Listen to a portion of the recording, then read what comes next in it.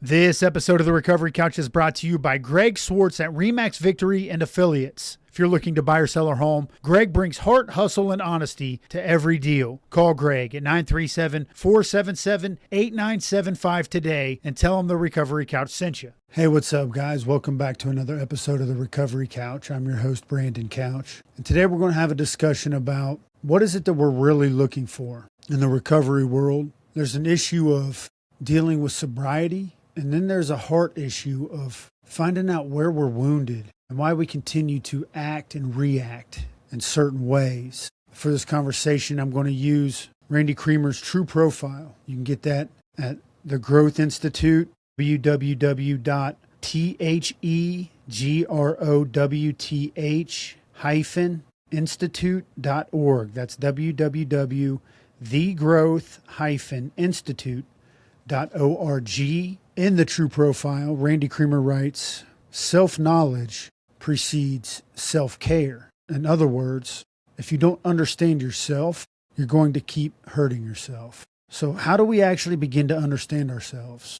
First, you slow down and you ask yourself better questions. As opposed to, why is everyone always against me? You can ask yourself, what is it about this moment that just set me off? What was I feeling right before I reacted to what set me off? Or what did this moment remind me of from my past? Because the truth is that most reactions aren't about what's happening right now. They're about what happened to you at some point in time. So to understand this on a deeper level, we need to understand that anger isn't usually the real issue in any of our reactions. Quite frankly, anger is usually some sort of hurt or fear or embarrassment or a feeling of disrespect or a feeling of being unwanted, disguised as anger. So when we blow up or we shut down or we act like we don't care, that's the point in time where we need to ask ourselves, what am I protecting right now?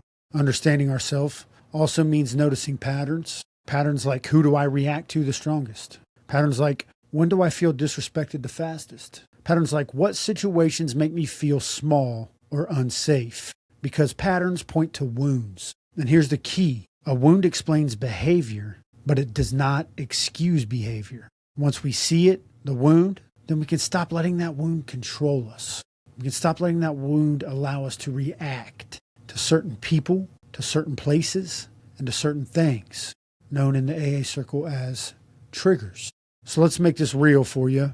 For a long time, I told myself I didn't care about anybody. I was hard, I was guarded, I was closed off. I wouldn't let people in, especially when it came to my feelings. But something wasn't adding up, especially when I started the healing process. I would act selfish with my money, with my emotions. But the moment I got locked up, that changed. I shared my food. I showed loyalty, which forced me to ask myself, if I really don't care, then why does that disappear when everything is stripped away? And after doing the work, the truth became simple. I wasn't cold-hearted, but I was protecting myself, my image. I learned early on that being tough felt safer than being honest.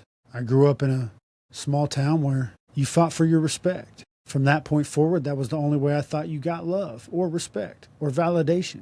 I thought that needing people made me weak. I thought that self-sufficient was the only way to be perceived as strong. And once I understood that I had a choice, that I could either keep letting my past define my future, or I could just take responsibility for how I reacted to the triggers that seemingly reopened my wounds. And that choice, it changed everything for me. You see, it's impossible for us to understand ourselves if we're lying to ourselves. I'm going to say it again. It's impossible for us to understand ourselves if we're lying to ourselves. That doesn't mean that we blame our past. When we go back and look at the wounding and we start to discover that we were wounded in certain areas, that doesn't mean that we can place blame and be a victim to the past, but it does mean that we can be honest about it. So let's ask ourselves, what did I not get when I was growing up that I needed? Attention, affection, love. What did I learn about strength and survival when I was growing up that maybe was distorted or not accurate? For me, it meant being tough. And who taught me all that? Who taught me that being tough was safer than being honest? We didn't choose our story. We had no say in the matter, but we can choose what happens next. You see, when we understand ourselves, We can learn how to pause instead of reacting whenever we're triggered. We can choose respect over retaliation. We can choose forgiveness over retaliation. We can stop proving that we're tough, which allows us to start becoming strong, silently strong. And that's why people say self-knowledge precedes self-care. Because once you know why you're hurt, then you can stop hurting yourself. So here's an interactive question. If you're listening, pause and think, what is one situation that almost always gets a reaction out of me? And what feeling do you think is underneath that reaction?